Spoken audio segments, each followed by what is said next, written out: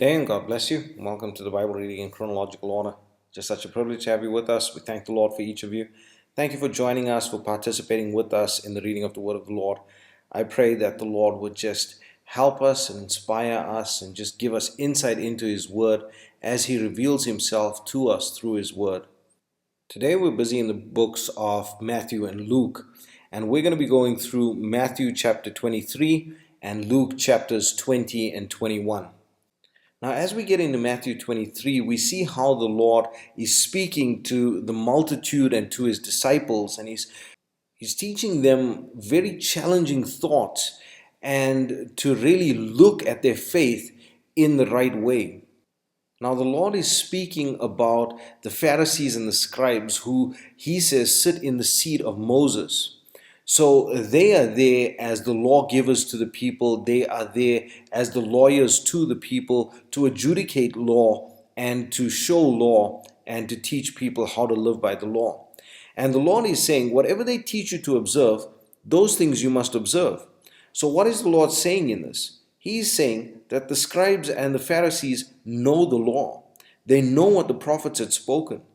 They actually have a good depth of knowledge in the law. The problem is, the Lord points out their hypocrisy. He says, whatever they tell you to observe, that you must observe. But don't do anything that they are doing. Because, and I love how it says it in verse 4, it says, for they bind heavy burdens and grievous to be borne, and lay them on men's shoulders, but they themselves will not move them with one of their fingers. This is to say that they will put all of the burden of the law on every man, and they will adjudicate between men, and they will actually force people to live by the law, but they themselves are not living by the law in the way that they preach. Now, this is something that we can see even in our modern day and even in the Christian faith as well. How many ministers are living by the law that they preach Sunday after Sunday? And the Lord brings light into the pride of these people because they know the law in the way that they do. They pride themselves and they have pride in themselves. And He says they make their borders large. Now, the borders were deeply significant in the Jewish faith in that you saw the person's rank by the way their borders were stitched, and you saw whether they were of the priestly line in the border that was used around their garments. So He's saying they're showing you that they are important. He says they go to the feast, they sit in the uppermost parts. They want people to call them rabbi, rabbi the whole time, but they are not serving the Lord. And the Lord Jesus tells him, no man is your father, no man is your master, no man is your rabbi except Christ Himself. And then the Lord shows what true ministry looks like. He says, if you want to be a leader, you must be able to serve. And then He just beats down on the Pharisees and on the scribes, and He calls them hypocrites. And he speaks about how they go through all the earth to try and make proselytes, but actually draw them away from the kingdom. He says you make them a child of hell. The Lord talks about how they go into widows' houses and they take money and they are just poor characters in the way that they live. They misconstrue the law. They don't understand which parts are holy and which parts are not holy. They say you're not allowed to swear by the gold of the temple, but you can swear by the temple. You can't swear by the gift that's on the altar, but you can swear by the altar. They don't even know which part makes the other part clean. And then the Lord cries out for Jerusalem, O Jerusalem, Jerusalem, thou that killest the prophets and stonest them which are sent unto thee, how often would I have gathered thy children together, even as a hen gathereth her chickens under her wings, and you would not. Behold, your house is left unto you desolate. This is a very hard chapter, but it is a chapter that we really need to look at using our mirror, using the word of the Lord as a mirror to ourselves to see how these things have infiltrated even our own lives. And so we need to make right while we still have the chance. Then we get to the book of Luke, and we're going to go through chapters 20 and 21. And we see here that we've gone through a lot of these parables already. But the first parable that the Lord speaks about here is the owner of a vineyard that sets husbandmen in charge, and then he sends a servant to the husbandman to go and collect of the fruit that was harvested. And when they saw him, they beat him and they sent him away. And then the second servant that was sent to them, they entreated him shamefully, they beat him as well. And then the third as well, they wounded him, they cast him out. And then the Lord of that vineyard, he says, I will send my own son, because when they see my son, they will reverence him. And when he sent his son, they set in their hearts to kill him, and they killed him. And the Lord Jesus then poses a question to the people, what do you think the Lord of the vineyard is going to do? Because he's bringing light to himself. He's bringing light to the things that will happen to him. Then we see how the Lord is challenged by way of them asking the Lord, shall they pay tribute to Caesar? Now, this was something that the Jews hated. The Jews hated paying tribute to Caesar. And the Jews were waiting for deliverance from the Messiah that would take them out of the rule of Caesar and out of the rule of Rome. So it was a very contentious issue. In fact, tax collectors in those days were ostracized from the people because it seemed as if they turned their back on their people to work for the Romans, to collect taxes from their people to give to the Romans. So this was an important question, and a question that was fully loaded, if we can say it this way, because if the Lord answered incorrectly here, the people would have turned against him. And the only reason that the chief elders and the Pharisees didn't lay hands on the Lord up to now is because they feared the people. So this was a way that they wanted to turn the people against the Lord.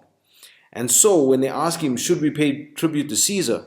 The Lord just answers so masterfully. And he says, show me the penny and whose superscription is on it. And they said, it's Caesar's superscription. And he says, give to Caesar what is Caesar's, but give to God what is God's. Amazing, just so beautiful. And so we see how the Sadducees come, and the Sadducees, obviously not believing in the resurrection, come and they challenge the Lord. They challenge the Lord with a question that they've stumped the Pharisees on for many years. And so they were very brave to ask the Lord Jesus this question. And here the Lord Jesus, knowing that the Sadducees only believe in the first 5 books of the Torah, of the Old Testament, the books of Moses, the Lord Jesus answers their question using the books of Moses, which was something that couldn't be done before, which was something that the Pharisees hadn't done before. And so the Lord just proves to them so masterfully that he is the Word itself.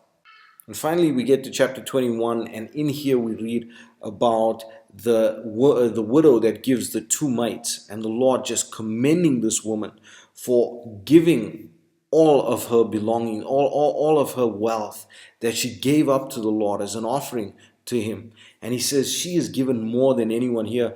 And the disciples are confused at this because they see so many people giving so much more. And the Lord says, but they're giving off their abundance. She is giving everything that she has. And this is what the Lord requires from us. He requires all of us. And then the Lord starts prophesying about the destruction of the temple. Now this we're going to go into detail on in tomorrow's reading, so I'm not going to go through it now. But the Lord tells them that the temple will be destroyed and not one stone will be left upon another. And this prophecy, which is an impossible prophecy if you think about it logically, how can, when someone destroys a building, it's not that they would remove brick from brick. So how can it be that the Lord can prophesy that it would be removed brick from brick, or it would be destroyed brick from brick? And yet we see that in 70 AD, when the temple was destroyed, it was removed brick from brick. And we'll talk a little bit more about that tomorrow. So this is where we're going to leave it for today. I pray that the Lord will bless you and keep you. May his face shine upon you. May he give you peace. God bless you as you enjoy the reading of the word today. Chapter 23. Then spake Jesus to the multitude and to his disciples, saying, The scribes and the Pharisees sit in Moses' seat. All, therefore, whatsoever they bid you observe, that observe and do. But do not ye after their works. For they say, and do not. For they bind heavy burdens, and grievous to be borne, and lay them on men's shoulders. But they themselves will not move them with one of their fingers. But all their works they do for to be seen of men. They make broad their phylacteries, and enlarge the borders of their garments, and love the uppermost rooms at feast, and the chief seats in the synagogues, and greetings in the markets, and to be called of men, Rabbi, Rabbi. But be not ye called Rabbi, for one is your master, even Christ, and all ye are brethren. And call no man your father upon the earth, for one is your Father, which is in heaven. Neither be ye called masters, for one is your master, even Christ. But he that is greatest among you shall be your servant. And whosoever shall exalt himself shall be abased, and he that shall humble himself shall be exalted. But woe unto you, scribes and Pharisees, hypocrites! For ye shut up the kingdom of heaven against men. For ye neither go in yourselves, neither suffer ye them that are entering to go in. Woe unto you, scribes and Pharisees, hypocrites! For ye devour widows' houses, and for pretense make long prayer. Therefore ye shall receive the greater damnation.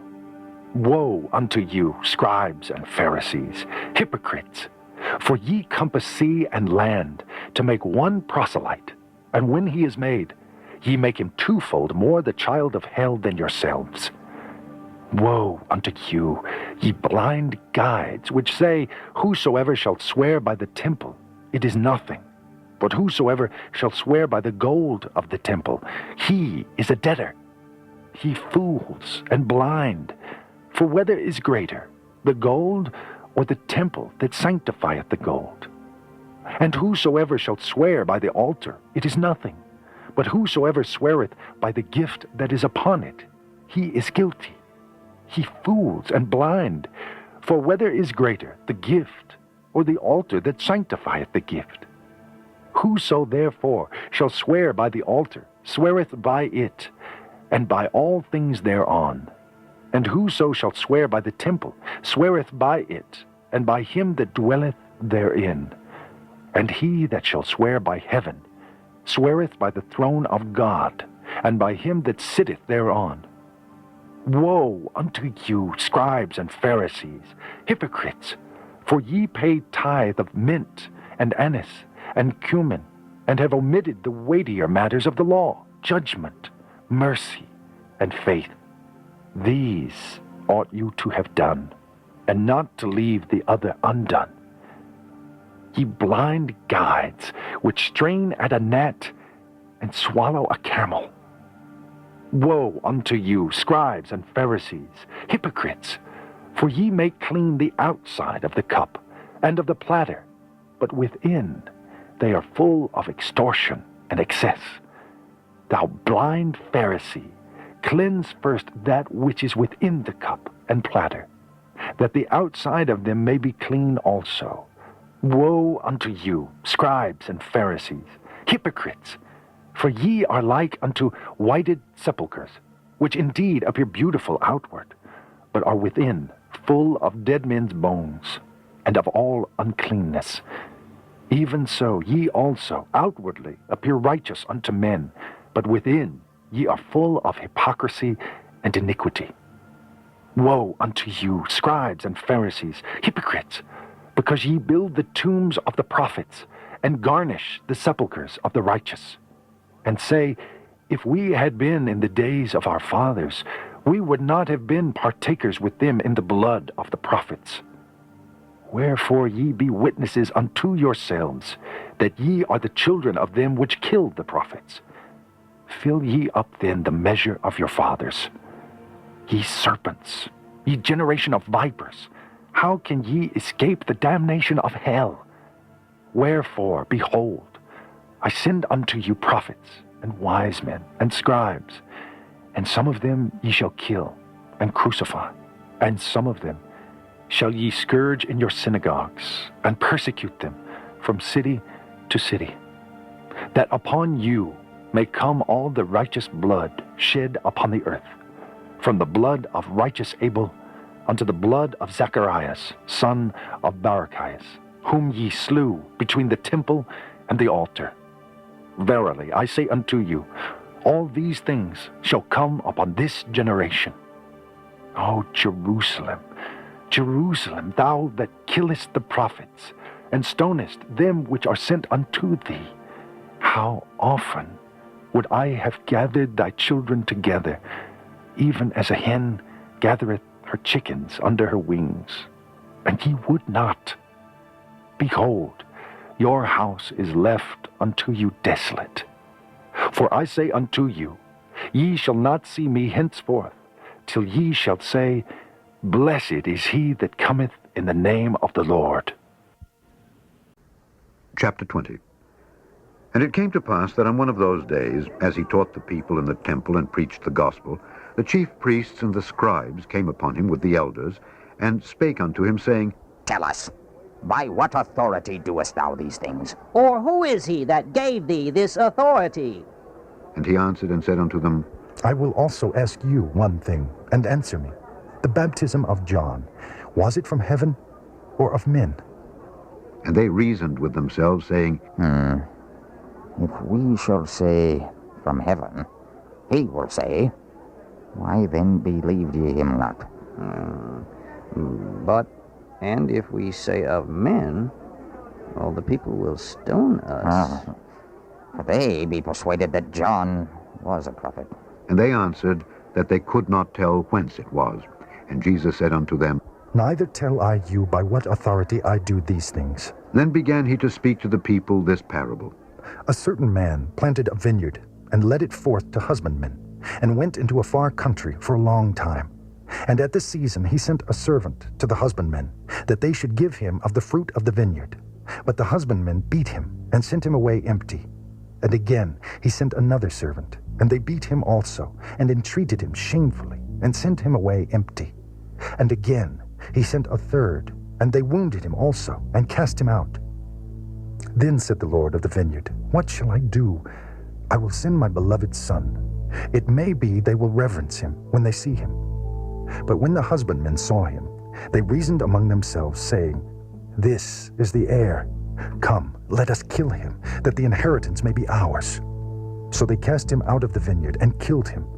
What therefore shall the Lord of the vineyard do unto them? He shall come and destroy these husbandmen, and shall give the vineyard to others. And when they heard it, they said, God forbid. And he beheld them and said, What is this then that is written? The stone which the builders rejected, the same is become the head of the corner.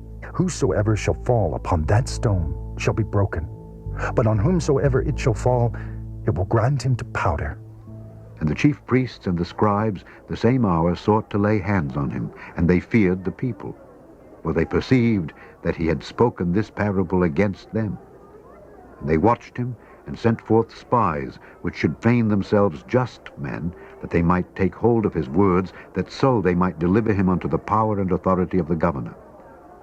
And they asked him, saying, Master, we know that thou sayest and teachest rightly, neither acceptest thou the person of any, but teachest the way of God truly. Is it lawful for us to give tribute unto Caesar, or no? But he perceived their craftiness, and said unto them, Why tempt ye me? Show me a penny. Whose image and superscription hath it? They answered and said, Caesar's. And he said unto them, Render therefore unto Caesar the things which be Caesar's, and unto God the things which be God's. And they could not take hold of his words before the people, and they marveled at his answer, and held their peace. Then came to him certain of the Sadducees, which deny that there is any resurrection, and they asked him, saying, Master, Moses wrote unto us, If any man's brother die having a wife, and he die without children, that his brother should take his wife and raise up seed unto his brother. There were therefore 7 brethren, and the first took a wife and died without children. And the second took her to wife, and he died childless. And the third took her, and in like manner the 7 also, and they left no children, and died. Last of all, the woman died also. Therefore, in the resurrection, whose wife of them is she? For 7 had her to wife. And Jesus answering said unto them, The children of this world marry, and are given in marriage. But they which shall be accounted worthy to obtain that world, and the resurrection from the dead, neither marry nor are given in marriage, Neither can they die any more, for they are equal unto the angels, and are the children of God, being the children of the resurrection. Now that the dead are raised, even Moses showed at the bush, when he calleth the Lord the God of Abraham, and the God of Isaac, and the God of Jacob. For he is not a God of the dead, but of the living. For all live unto him. Then certain of the scribes answering said, Master, thou hast well said. and after that they durst not ask him any question at all. And he said unto them, How say they that Christ is David's son? And David himself saith in the book of Psalms, The Lord said unto my Lord, Sit thou on my right hand, till I make thine enemies thy footstool. David therefore calleth him Lord. How is he then his son? Then in the audience of all the people he said unto his disciples, Beware of the scribes, which desire to walk in long robes, and love greetings in the markets, and the highest seats in the synagogues, and the chief rooms at feasts, which devour widows' houses, and for a show make long prayers. The same shall receive greater damnation. Chapter 21. And he looked up and saw the rich men casting their gifts into the treasury. And he saw also a certain poor widow casting in thither 2 mites. And he said, Of a truth I say unto you, that this poor widow hath cast in more than they all. For all these have of their abundance cast in unto the offerings of God. But she, of her penury, hath cast in all the living that she had. And as some spake of the temple, how it was adorned with goodly stones and gifts, he said, As for these things which ye behold, the days will come in the which there shall not be left one stone upon another that shall not be thrown down. And they asked him, saying, Master, but when shall these things be? And what sign will there be when these things shall come to pass? And he said, Take heed that ye be not deceived. For many shall come in my name, saying, I am Christ, and the time draweth near. Go ye not therefore after them. But when ye shall hear of wars and commotions, be not terrified. For these things must first come to pass. But the end is not by and by. Then said he unto them, Nation shall rise against nation, and kingdom against kingdom. And great earthquakes shall be in divers places, and famines and pestilences, and fearful sights and great signs shall there be from heaven. But before all these, they shall lay their hands on you and persecute you, delivering you up to the synagogues and into prisons, being brought before kings and rulers for my name's sake. And it shall turn to you for a testimony. Settle it therefore in your hearts, not to meditate before what ye shall answer. For I will give you a mouth and wisdom, which all your adversaries shall not be able to gainsay, nor resist. And ye shall be betrayed, both by parents and brethren, and kinsfolk and friends. And some of you shall they cause to be put to death. And ye shall be hated of all men, for my name's sake. But there shall not an hair of your head perish. In your patience possess ye your souls. And when ye shall see Jerusalem compassed with armies, then know that the desolation thereof is nigh. Then let them which are in Judea flee to the mountains, and let them which are in the midst of it depart out, and let not them that are in the countries enter thereinto. For these be the days of vengeance, that all things which are written may be fulfilled. But woe unto them that are with child, and to them that give suck in those days, for there shall be great distress in the land, and wrath upon this people. And they shall fall by the edge of the sword, and shall be led away captive into all nations. And Jerusalem shall be trodden down of the Gentiles, until the times of the Gentiles be fulfilled. And there shall be signs in the sun, and in the moon, and in the stars, and upon the earth distress of nations, with perplexity, the sea and the waves roaring, men's hearts failing them for fear, and for looking after those things which are coming on the earth. For the powers of heaven shall be shaken. And then shall they see the Son of Man coming in a cloud, with power and great glory. And when these things begin to come to pass, then look up and lift up your heads, for your redemption draweth nigh. And he spake to them a parable. Behold the fig tree and all the trees. When they now shoot forth, ye see and know of your own selves that summer is now nigh at hand. So likewise ye, when ye see these things come to pass, know ye that the kingdom of God is nigh at hand.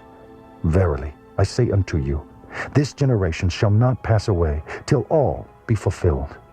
Heaven and earth shall pass away, but my words shall not pass away. And take heed to yourselves, lest at any time your hearts be overcharged with surfeiting and drunkenness, and cares of this life, and so that day cometh upon you unawares. For as a snare shall it come on all them that dwell on the face of the whole earth. Watch ye therefore, and pray always, that ye may be accounted worthy to escape all these things that shall come to pass, and to stand before the Son of Man. And in the daytime he was teaching in the temple, and at night he went out and abode in the mount that is called the Mount of Olives. And all the people came early in the morning to him in the temple for to hear him.